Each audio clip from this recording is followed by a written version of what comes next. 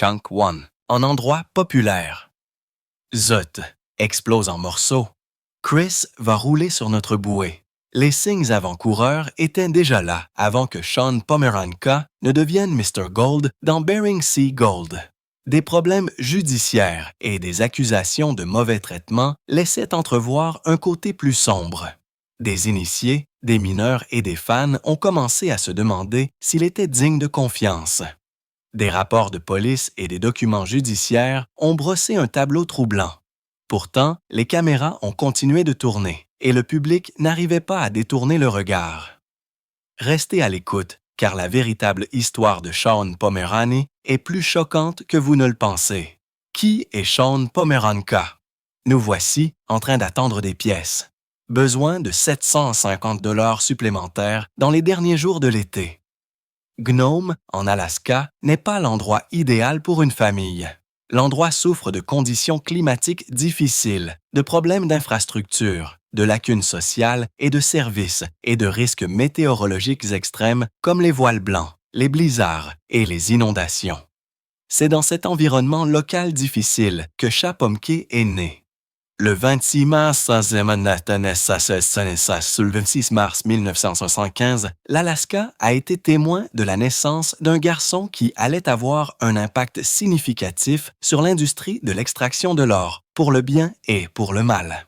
Son père, Steve Pomerani, avait déjà une carrière dans l'exploitation minière, et tout ce que Sean avait à faire était de suivre le chemin déjà tracé par son père. À l'âge de 14 ans, sa carrière dans l'exploitation minière avait déjà décollé. La renommée associée au nom Pomeranka s'est construite à partir d'humbles débuts. Steve Pomanki a vécu une vie complètement différente dans le Minnesota. Il a travaillé comme mécanicien diesel à St. Cloud et a passé du temps dans les Twin Cities. Il y a exploité un atelier de réparation et a travaillé comme camionneur pendant plusieurs années. Son premier mariage était avec Catherine M. Gray et ensemble, ils ont élevé 3 enfants, Sha, Eric et Nikki Pomanki. En 1986, Steve a pris la décision surprenante de déménager sa famille à Gnome, en Alaska. C'est la même année que sa fille Nikki est née. Le déménagement a eu lieu lorsque Steve a accepté un emploi de mécanicien pour une entreprise de construction. Chunk 2. Sa tâche spécifique consistait à redonner vie à des machines mortes ou défectueuses. Ses connaissances en mécanique lui seraient utiles lorsqu'il entrerait en contact avec du matériel minier. Il a travaillé dans cette entreprise pendant 4 ans, jusqu'à ce que l'entreprise soit vendue. Au début de son séjour à Gnome, il a découvert son premier or à Anvil Creek. Cette découverte l'a frappé de la fièvre de l'or. L'or était la plus belle des vanités lorsqu'ils l'ont frappé pour la première fois. Sean a travaillé quotidiennement aux côtés de son père pour construire ce qui est maintenant connu comme l'une des opérations minières les plus importantes de Gnome. Steve Pomanka a créé Northwest Gold Diggers, LLC. Il a nommé sa femme Christine et son fils Sean comme copropriétaires de l'entreprise. Au début, l'entreprise était une structure familiale. Steve avait de grands rêves pour elle et croyait que la vie deviendrait plus facile pour sa famille grâce aux revenus de l'entreprise. Mais la route vers le succès a été longue et parsemée de nombreux obstacles. La première mine d'or de Steve s'est avérée catastrophiquement infructueuse et il s'est considéré comme chanceux d'avoir échappé de peu à la faillite. C'était à ce point si grave. Cette première expérience lui a fait comprendre qu'il pouvait facilement perdre tous ses revenus s'il faisait les mauvais choix dans cette industrie. L'exploitation minière exigeait quelque chose du mineur. Elle exigeait une volonté de prendre des risques de plus en plus importants. Le fait d'avoir grandi dans de telles régions et d'avoir appris l'histoire de l'extraction de l'or dès son plus jeune âge a préparé Sean à une carrière minière réussie. Lorsque d'autres enfants de son âge passaient du temps à jouer à des jeux ou à faire des bêtises, Sean passait son temps à vivre des aventures dans les mines. Sean a appris à faire fonctionner des machines lourdes, à lire les formations géologiques et à comprendre les différentes formes d'exploitation minière sous-marine dans la mer de Bering. Se plonger dans l'industrie minière en vivant à Gnome signifiait faire partie de l'industrie minière de Gnome. L'industrie minière de Gnome est le résultat des découvertes d'or les plus remarquables d'Alaska. Les trois Suédois chanceux ont découvert de l'or à Anvil Creek en 1898. Cela a conduit à l'une des plus grandes ruées vers l'or de l'histoire de l'Amérique du Nord. Une chose qui a rendu la découverte d'or de Gnome différente des autres était sa facilité. L'or était facile à obtenir. Une grande partie de l'or pouvait se trouver dans le sable de la plage sans avoir à creuser péniblement. Il n'y avait pas de revendication et peu d'efforts étaient nécessaires. Gnome est devenue la plus grande ville d'Alaska pendant de nombreuses années, le recensement de 1900 comptant plus de 12 000 habitants. Certaines estimations situaient la population à environ 20 000 personnes à l'époque. Chunk 3. Des gens du monde entier se sont précipités à Gnome pour participer à cette étrange ruée vers l'or. L'historien Terran Cole l'a qualifiée de l'une des villes boom les plus étranges de la ruée vers l'or de l'histoire de l'Ouest américain. Le district minier de Gnome a maintenu sa productivité au fil des ans. La production du district de 1897 à 1959 a généré plus de 366 000 onces d'or. Au fil des ans, plus de 3,6 millions d'onces d'or ont été extraites de Gnome. L'opération va être la vôtre dans Derek et je ne vais pas y participer ou... Ouais. Malgré la quantité d'or qui a été extraite au fil des ans, l'extraction minière se poursuit. Elle reste un champ productif à Gnome, sauf qu'elle se poursuit sur le fond de la mer de Bering. Gnome est accessible et est connu comme le paradis du pauvre. Avec un équipement de base, n'importe qui peut faire fortune. C'est précisément le genre de chance dont la famille Pomme a désespérément besoin. La communauté est florissante et les travailleurs exploitent le minerai pendant l'été dans les eaux du Norton Sound. Chaque nouveau jour est une opportunité pour les mineurs. Une once d'or rapporte 1800 $. Certains mineurs chanceux ont la chance d'empocher 10 000 $ par semaine. En établissant sa propre entreprise de dragage à Gnome, en Alaska, Sean a construit ce que beaucoup considéraient initialement comme une solide réputation pour son éthique de travail. L'opération Poméranie était centrée sur son navire amiral, le Christine Rose, du nom d'une parente de Steves. Il s'agissait d'une drague excavatrice montée sur barge, capable de travailler près du rivage et de creuser dans les fonds marins riches en or. Elle était très efficace et a joué un rôle important dans leur succès. La Christine Rose leur a permis d'extraire plus facilement de grands volumes d'or en une seule fois. Un autre ingrédient de leur succès était l'accent mis sur les opérations de dragage à grande échelle. Cela contrastait avec les nombreuses opérations à petite échelle auxquelles les mineurs traditionnels de Gnome s'étaient habitués. Le fait de s'impliquer principalement dans le dragage à grande échelle signifiait qu'ils pouvaient traiter plus de matériel dans un laps de temps plus court. Cette technique nécessitait un investissement en capital plus important dans l'équipement, l'équipage et l'infrastructure. C'est là que leur chance avec Christine Rose est entrée en jeu. Elle était équipée de puissantes dragues aspiratrices capables de déplacer des quantités massives de sable et de sédiments du fond de l'océan. Cela a distingué les Pomeranka en matière d'entreprise minière. Il était clair que l'approche de Sean à l'égard de l'entreprise était considérablement différente de celle de son père. Il l'abordait avec des méthodes agressives de maximisation du profit. Les mineurs traditionnels de Gnome abordaient l'extraction minière avec un sens du respect et de la coopération. L'extraction minière était davantage une affaire de communauté qu'une stratégie financière pour eux. Chunk 4. Ils partageaient des informations sur les zones prometteuses et s'entraidaient en cas d'urgence, mettant leur vie ou leur entreprise en danger. Sean est arrivé avec une mentalité plus compétitive. Il voulait gagner plus et ne se souciait pas si cela se faisait au détriment des autres mineurs. Assez tôt, les tensions ont commencé à monter. Au début, c'était subtil. Sean a commencé à laisser de côté le code de conduite non écrit de l'industrie de Gnome. Les mineurs ont remarqué ces changements dans la façon dont Sean exploitait son entreprise et dans ses relations avec les autres mines. Il semblait désespéré d'augmenter ses marges de profit. Les mineurs locaux ont commencé à exprimer leur malaise face à la volonté de Sean de repousser les limites que les autres membres de la communauté respectaient en ce qui concerne l'impact environnemental et l'étiquette minière traditionnelle. Il ne s'agissait pas de pratiques de travail illégales ou contraires à l'éthique, mais elles laissaient entrevoir quelque chose de plus néfaste. Là où il y a de la fumée, il y a presque toujours du feu. Sean brisait l'équilibre dans la communauté, mais personne ne pouvait rien faire ou dire à ce sujet.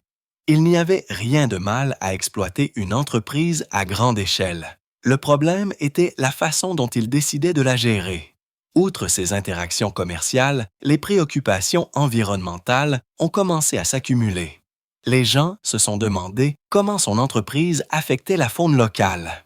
Des rumeurs ont circulé, pointant du doigt l'impact de ces opérations sur les populations de poissons, la qualité de l'eau CASA et la stabilité côtière. Personne ne s'est officiellement plaint de ces choses, mais elles ont contribué au malaise de la communauté. Peut-être était-ce par respect pour le patriarche Pomanka, Steve, qu'ils sont restés silencieux et ont regardé Sean progresser dans son ascension vers la domination et la richesse. L'extraction minière et Gnome fonctionnaient traditionnellement sur la base d'accords verbaux, d'ententes informelles et d'un sentiment de respect mutuel des revendications et des opérations. Mais Sean, craignant d'être escroqué par les personnes même qui l'ont vu grandir dans l'entreprise, a introduit des approches juridiques. De plus en plus de mineurs ont repris cette idée et Sean a resserré ses tactiques. Il ne voulait pas accepter une quelconque coopération informelle. C'était peut-être une sage décision commerciale, mais elle ne lui a pas été favorable s'il avait besoin d'aide. Les relations commerciales au sein de la communauté ont commencé à se détériorer. La communauté minière a également remarqué un schéma de comportement conflictuel. Sean apportait une énergie différente à Gnome, et Gnome n'était pas préparé à ce changement. Les signes avant-coureurs. Pas mal. Ça givre. Chunk 5. Je me demande à quoi ressemble le meurtre. L'année 2012 a été un tournant pour Sean, ce qui était autrefois une préoccupation diffusée dans toute la communauté par le bouche à oreille est devenu une affaire juridique publique. Sa réputation a commencé à prendre forme aux yeux du public. Tous les signes, sa nature agressive, son esprit de compétition et son énergie négative envers ses collègues ont commencé à prendre sens. Tout a commencé par un incident en décembre. L'incident s'est produit lorsque Sean a heurté un piéton transportant des provisions alors qu'il reculait d'un stationnement. Au lieu de sortir de la voiture pour savoir si la personne était gravement blessée, il est parti en voiture. En conduisant, il a fait un signe de pouce levé aux spectateurs présents sur la scène tragique. Sean a été arrêté pour 4 chefs d'accusation distincts, et cette fois, son terrible caractère l'a laissé sans l'aide des autres mineurs. Il fallait un certain niveau de froideur pour frapper quelqu'un et s'enfuir sans s'excuser. Il semblait que Sean avait cette froideur en surplus. La communauté de Gnome était sous le choc. Ce n'était pas la dureté habituelle de l'industrie minière. Sean opérait à un niveau presque inhumain. Les accusations portées contre Pomea racontaient toute l'histoire. Il a été accusé de conduite sous l'influence de l'alcool, de ne pas être retourné sur les lieux d'un accident, de conduite sans assurance et de voiesièse de fait au 3e degré. Chaque accusation était un échec distinct dans sa façon d'agir comme un citoyen bien intentionné. Il a fui les conséquences de ses actes et a essayé de contourner les exigences légales. Pomea montrait à Gnome qui il était vraiment. Gnome ne prenait pas le signe au sérieux. La réaction de la communauté a été rapide et négative. Les résidents de Gnome qui avaient travaillé aux côtés de Sean ou qui connaissaient sa Citis famille ont exprimé leur choc et leur déception. La couverture médiatique locale a porté l'incident à l'attention du public et de nombreuses personnes ont commencé à contribuer à l'histoire. Il ne s'agissait pas d'une simple erreur. C'était une combinaison intentionnelle de mauvaises décisions qui mettait une autre personne en danger. L'image de Pomea souriant et faisant un signe de pouce, levé, tout en s'éloignant de quelqu'un qu'il venait de blesser, était sur toutes les lèvres. Quelle conscience avait-il pour pouvoir commettre un acte aussi confortablement? Avait-il une conscience quelconque? Chunk 6. Mais l'incident de décembre 2012 n'était pas le premier contact de Sean avec la violence cette année-là. Plus tôt dans la même année, il avait été impliqué dans une bagarre dans un bar qui s'était soldée par un coup de couteau dans le dos et une hospitalisation. Bien que les détails de ce qui a déclenché la confrontation soient restés obscurs, l'incident a suivi un modèle de comportement conflictuel que les autres mineurs avaient observé depuis un certain temps. Après que les arguments verbaux se soient intensifiés, quelqu'un a sorti un couteau et Sean a fini par passer du temps à l'hôpital pour se remettre de ses blessures. Certains observateurs pensaient que la bagarre dans un bar avait peut-être été déclenchée par la jalousie du succès de Sean avec la drague Christine Rose. D'autres pensaient que c'était autre chose. Sean a toujours pensé que la communauté était jalouse de lui. Il a fait tout ce qu'il a pu pour rester au sommet du jeu et les garder jaloux. Ce n'était qu'un autre signe de son comportement agressif. Partout où Sean allait, quelqu'un se blessait. L'incident du coup de couteau et le délit de fuite signifiaient que Sean Pomanki ne créait pas de problème. Il était lui-même troublé. D'autres mineurs ont commencé à s'inquiéter de travailler avec lui ou près de lui. Sean avait peu de sympathie. Ainsi, s'ils subissaient une blessure précaire en travaillant pour lui, leur survie était uniquement et seulement entre leurs mains. Quels que soient les principes que les mineurs respectaient, Sean les a démolis. Qu'était le respect mutuel face à l'or? Il avait des antécédents de bagarres physiques et il avait prouvé qu'on ne pouvait pas lui faire confiance en ce qui concerne le bien-être de quiconque en dehors de lui. Dans l'extraction minière, des vies et des moyens de subsistance étaient toujours en jeu. On pouvait draguer à travers la glace ou lutter contre des sables mouvants, et Sean pouvait détourner le regard. En 2013, il a été en ça. Il a été arrêté pour une autre conduite avec faculté affaiblie. Cette fois, la situation était plus alarmante. La police l'a arrêté après avoir découvert qu'il conduisait à plus de 160 km/h sur l'autoroute de Gnome. Il a également refusé d'utiliser ses clignotants lors des changements de voie. Kelly s'est procuré une barge d'excavation. Il a dû trouver une faille pour entrer dans le tome C. Tout cela se déroulait alors que Sean était sous l'influence de l'alcool. Comment l'ont-ils découvert? Lorsque les policiers ont effectué un test d'haleine, Pomeranka a soufflé près de 2 fois la limite légale pour le taux d'alcoolémie. Il ne pouvait pas conduire correctement un véhicule dans son état. Chunk 7. La vitesse extrême et l'alcool étaient une combinaison mortelle, et beaucoup se demandaient s'il se souciait même de sa propre vie.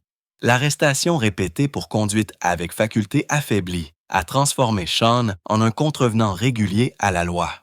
Cela a eu ses propres conséquences juridiques. La décision de Sean de changer ou non ses habitudes lui appartenait, mais il ne semblait pas désireux de la prendre. Les initiés de l'industrie ont finalement commencé à exprimer leurs préoccupations. Beaucoup avaient protesté en silence pendant tout ce temps pour éviter d'éventuelles représailles. Mais les choses étaient en train de dégénérer. Les fournisseurs d'équipements miniers ont signalé des retards de paiement et des litiges. D'autres exploitants de drague ont partagé des histoires de confrontations agressives et de pratiques commerciales douteuses. Il s'est forgé une réputation. Il était riche, grand et méchant. Personne ne pouvait le contrarier. Il fonctionnait selon un principe différent. Ce principe laissait entendre que son succès lui donnait le droit d'agir comme il le souhaitait et d'ignorer la responsabilité ou l'obligation de rendre des comptes. D'autres membres de la distribution de Bering Sea Gold ont commencé à prendre subtilement leur distance avec lui pendant cette période. Bien qu'ils ne puissent pas ouvertement critiquer une co-vedette sans risquer leur propre position dans l'émission, les observateurs attentifs ont noté que l'énergie chaleureuse distribuée à tout le monde dans l'émission a commencé à se refroidir considérablement. Certains mineurs n'étaient pas étaient enthousiastes à l'idée de converser avec Sean ou de faire des affaires avec lui. Ses problèmes juridiques et son comportement agressif commençaient à avoir des répercussions sur ses relations professionnelles, et cela n'a jamais été favorable à un mineur. Les mineurs avaient toujours besoin de leurs gens. L'exploitation minière en elle-même comportait beaucoup de risques et le fait de pouvoir y faire face signifiait qu'on avait des mains capables sur lesquelles on pouvait compter chaque fois qu'on avait besoin d'aide. Sean coupait inconsciemment les liens qui le reliaient aux autres mineurs de l'industrie. La communauté des entreprises locales a également commencé à exprimer des préoccupations concernant ces opérations. Son entreprise minière a été confrontée à des questions sur des pratiques commerciales douteuses qui allaient au-delà de l'agression concurrentielle typique. Les différends avec les partenaires et les employés sont devenus plus fréquents et publics. Les fournisseurs d'équipements ont signalé des problèmes pour être payés à temps ou pour faire face à des litiges contractuels qui semblaient plus fréquents avec l'exploitation de Sean qu'avec d'autres entreprises minières. Les violations de la sécurité sont devenues une autre source de préoccupation au sein de l'industrie. L'extraction minière est un travail intrinsèquement dangereux et la communauté dépend du respect des protocoles de sécurité par tous pour prévenir les accidents et les blessures. Des rapports ont commencé à faire surface concernant des problèmes d'entretien de l'équipement, des préoccupations concernant les raccourcis de sécurité et des pratiques de travail qui mettaient en danger l'équipe de Sean et d'autres mineurs. Des signaux d'alarme financiers ont également émergé pendant cette période. Des problèmes de trésorerie sont devenus apparents lorsque des entrepreneurs ont signalé des retards de paiement et des fournisseurs se sont plaints de factures impayées. Chunk 8. Ces dettes impayées concernaient des entrepreneurs et des travailleurs individuels qui dépendaient de ces paiements ponctuels pour subvenir aux besoins de leur famille. Il était ironique que cette personne qui accordait la priorité au profit au détriment de tout le reste soit si avare pour payer les services qui lui étaient rendus. Ce qui est intéressant dans le fait de vivre à Gnome, c'est que c'est une petite communauté. La nouvelle s'est donc répandue rapidement. Les gens ont commencé à entendre dire que Sean ne payait pas régulièrement ses factures ou ne respectait pas les obligations financières liées à l'exploitation d'une entreprise à grande échelle. Cela a incité davantage de personnes à garder leur distance. Il y avait aussi la question de l'assurance et du cautionnement. Une assurance appropriée est nécessaire pour les travailleurs miniers et offre une protection lorsque des opérations minières dangereuses tournent mal. Comme tous les autres aspects de sa vie, la couverture d'assurance de Sean était malhonnête. Beaucoup se demandent ce qui arriverait à ses travailleurs ou à son entreprise si ces opérations entraînaient de graves dommages environnementaux. À la fin de cette période, les avertissements n'étaient plus seulement des avertissements. Tout le monde pouvait voir les problèmes de Sean. Sa façon de causer des ravages sans remords représentait un plus grand risque pour Gnome, pas seulement pour lui-même. Quelqu'un ayant le pouvoir ou la richesse était-il prêt à arrêter cet ouragan Pomanka ou allait-il emporter tout le monde dans ses terribles conséquences? Les conséquences. Nous ne parlons jamais beaucoup, ce sera donc intéressant. Sean Palmrank est pauvre. Lorsque les signes avant-coureurs concernant Sean Palanca ont commencé à apparaître des années auparavant, de nombreuses parties ont eu la possibilité d'agir, mais ont choisi de les ignorer. Discovery Channel était au courant de tous ces problèmes juridiques. Au début, les médias ont partagé que l'une des stars de l'émission Bering Sea Gold de Discovery Channel avait été arrêtée pour suspicion de conduite avec faculté affaiblie, après avoir prétendument heurté un piéton en reculant et avoir fui les lieux. Ce n'était pas un incident caché. Il est survenu au moment où l'émission venait de commencer. À l'époque, cela a généré une certaine presse pour l'émission. Le dicton populaire dit « Toute presse est bonne presse ». Ainsi, les producteurs de l'émission avaient besoin de toute la presse possible pour maintenir les codes d'écoute. Le réseau a pris une décision commerciale claire de garder Sean comme figure centrale malgré ses problèmes juridiques. Ils ont continué à filmer à travers de multiples arrestations, comparutions devant les tribunaux et des problèmes juridiques croissants. La production a monté les épisodes d'une manière qui minimisait souvent ces controverses ou les présentait comme des revers mineurs plutôt que comme de sérieux signaux d'alarme concernant le caractère et le jugement. Discovery Channel était tout au sujet de cette valeur de divertissement. Quelqu'un devait être la vedette de l'émission, et les projecteurs semblaient braqués sur Sean. Chunk 9. Sa nature agressive les a aidés à créer une intrigue dramatique, créant ainsi une télé-réalité attrayante. Le réseau a négligé les préoccupations sérieuses et a fait de lui la personne la plus mise en avant dans l'émission. C'est la façon de faire d'Hollywood, qui place les codes d'écoute au-dessus de la promotion d'un comportement dangereux. La sécurité et Gnome sont devenues incertaines. Sean allait à l'encontre de presque tous les codes et s'en tirait. Certains ont commencé à avoir l'impression qu'il n'y avait probablement pas de conséquences à un comportement douteux à Gnome. 2 élèves du secondaire de Gnome ont même intenté une poursuite contre l'une des principales sociétés minières et de Gnome après que le véhicule eut heurté un câble attaché à une drague de l'autre côté de la route. La sécurité n'était plus seulement une affaire de mineurs. Elle impliquait désormais des citoyens ordinaires vacants à leurs occupations quotidiennes. Les mineurs locaux ont partagé des histoires sur des pratiques commerciales agressives, des normes de sécurité douteuses et un comportement conflictuel. Les fonctionnaires municipaux et les organismes de réglementation ont traité des questions de permis, des préoccupations environnementales et des violations de la sécurité liées aux opérations de Sean. Les fonctionnaires locaux avaient une connaissance directe de ces problèmes, mais avaient peu de pouvoir pour empêcher un réseau de télévision de le présenter de manière aussi importante. Leurs avertissements ont été largement ignorés par ceux qui étaient incapables de prendre des décisions différentes concernant Sean, mais ces choix finiraient par le rattraper un jour, et c'est ce qui s'est produit. Le 19 mars 2019, Pomanka Mining LLC a déposé une requête de faillite. L'entreprise s'effondrait financièrement. La requête a été déposée devant le tribunal des faillites de l'Alaska. Ce dépôt n'était pas vraiment une surprise. La façon dont Sean dirigeait l'entreprise avait toujours suscité des questions. Il a choisi de ne pas gérer les choses comme son père l'avait fait et avait mené les choses à la ruine dans sa tentative de maximiser la production par tous les moyens. Il y avait beaucoup de problèmes juridiques. Des employés ont perdu leur emploi. Des investisseurs ont perdu leur argent et une communauté a souffert des mauvaises décisions d'un seul PDG. Dur. Si vous regardez juste ici, nous avons une lacune dans les documents judiciaires qui ont révélé des allégations de retrait de comptes non autorisés et d'autres irrégularités financières qui ont brossé un tableau d'opérations commerciales mal gérées.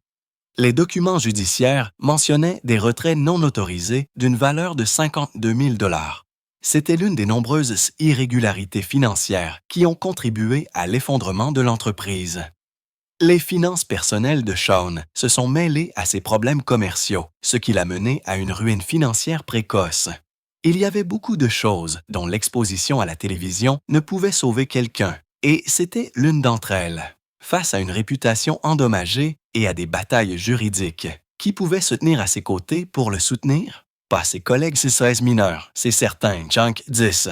Les procédures de faillite ont révélé toute l'étendue des problèmes financiers qui s'étaient accumulés pendant des années. Les batailles juridiques ont consommé du temps et des ressources, ce qui a rendu difficile la reconstruction ou la reprise à zéro. Les conséquences se sont étendues bien au-delà de Sean Pomanka lui-même. Les parties lésées lors de divers incidents ont subi des dommages physiques et financiers. Lorsque l'entreprise s'est effondrée, les entrepreneurs et les employés impayés ont été confrontés à des difficultés économiques. La communauté de Gnome, au sens large, a perdu confiance dans la réglementation de l'industrie minière et dans la responsabilité de l'industrie de la télévision. Bering Sea Gold. Quoi? Ils ont déjà entamé la 2e couche d'argile. Nous n'atteignons jamais la 2e couche d'argile. Leur tranchée a environ 20 pieds de profondeur. Bering Sea Gold est une série de télé-réalité qui a été diffusée pour la première fois sur Discovery Channel le 27 janvier 2012. L'intrigue de l'émission portait sur des mineurs à la recherche d'or sur le fond marin autour de Gnome, en Alaska. L'émission a exploré comment ces mineurs ont survécu sous le climat rigoureux et les débarquements dangereux dans la mer de Bering. Parfois, les mineurs ont trouvé de l'or. Parfois, ils ont subi des pertes importantes. C'était l'histoire des mineurs en Alaska. Bering Sea Gold est né des créateurs de l'émission de télé-réalité la plus meurtrière, Deadliest Catch. Discovery Channel a trouvé son or en combinant des conditions de travail extrêmes avec des enjeux financiers élevés. Le concept de l'émission est né des opérations d'extraction d'or dans les Okiaï, côtières de Gnome. Ils ont observé des mineurs utiliser des dragues aspiratrices pour extraire l'or du fond de l'océan. Les créateurs de l'émission ont vu comment ce risque en faisait une excellente télé-réalité. Ces personnes ont risqué leur vie et leurs économies au nom de l'or. La série a également mis en lumière le travail maritime et tout ce qui entrait dans le secteur océanique. L'Alaska avait une longue histoire avec l'or qui remontait à 1899. Il était donc facile d'y puiser pour le bénéfice de l'émission. L'émission était divisée en deux et la saison de dragage d'été était diffusée au printemps sous le titre Bering Sea Gold et la saison de dragage de printemps était diffusée à l'automne sous le titre Bering Sea Gold Under the Ice. Cela a aidé la chaîne à maintenir une programmation toute l'année. La même distribution est apparue pour les deux émissions, mais a été confrontée à des défis différents en raison des conditions saisonnières. Les épisodes d'été mettaient généralement en vedette des plongeurs travaillant dans des conditions d'eau plus chaudes, tandis que la saison hivernale présentait le danger supplémentaire de la plongée sous la glace. Les mineurs ont percé des trous à travers une épaisse banquise cette saison pour accéder au fond de la mer, Chunk 11. La production a suivi plusieurs opérations minières simultanément, créant un drame naturel grâce à la compétition et aux différents degrés de succès. Certains ont trouvé de l'or, d'autres de la glace. Il était passionnant de suivre les victoires de chacun. Il était difficile d'en dire autant de la production. Les émissions de télé-réalité de cette envergure coûtent entre 400 000 et 1 million de dollars par épisode. L'emplacement éloigné en Alaska, l'équipement de tournage sous-marin spécialisé, les équipes de sécurité et la nécessité de suivre plusieurs opérations minières à travers la mer de Bering ont probablement placé les coûts de production dans la partie supérieure de cette fourchette. L'émission nécessitait un équipement maritime important, des caméras sous-marines, des images de drones et une coordination avec la garde côtière américaine pour les protocoles de sécurité. La production a également dû tenir compte des conditions météorologiques difficiles qui pouvaient interrompre le tournage pendant des jours, prolongeant ainsi les calendriers de tournage et augmentant les coûts. En octobre 2024, 224 épisodes de Bering Sea Gold avaient été diffusés. L'émission a maintenu une audience constante pour Discovery Channel.